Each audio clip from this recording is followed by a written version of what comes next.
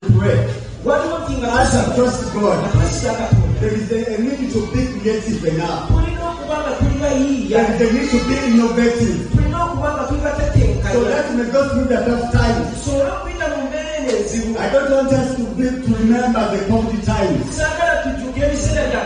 Which name the not so popular one. But on the other hand, there we are lessons. People were so creative. People were so innovative. That's why they thrived during the time of COVID.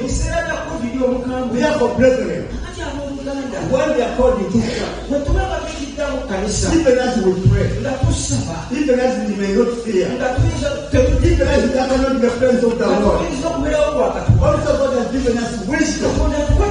Somewhere the Bible says that wisdom is a principal thing. Wisdom is a principal thing. Wisdom is a principal thing. So as we look into thriving in tough times, also want to apply wisdom. Because as we pray, God gives us wisdom. And that wisdom, we put it into action so that we can overcome. Hallelujah. Amen. You see, currently the church needs teaching.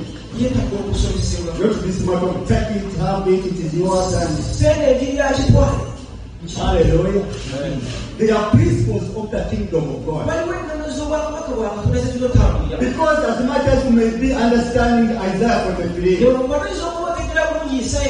that you are bold, you are not fearful, and just the Lord is with you, and He knows you by name, but as He wants you to have wisdom. And put that wisdom into practice. How can you thrive? When your business is declining, when you no longer have that job, do you know what?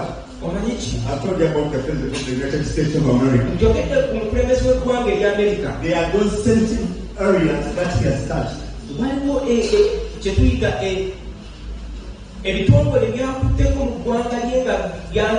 You might be a victim. Also, a victim. Because I've been employed and they are not big officers. And they've been money. And they've been prospering as a family or as individuals. But because there have been a lot of moral decadence in the world, to me, that's why he has risen such a leader in the great nation. Because we have to live by faith. But as well we have to live by the principle of the kingdom of God. You can't feel happy when you are feeding on the man of the homosexual. No way. We speak it boldly.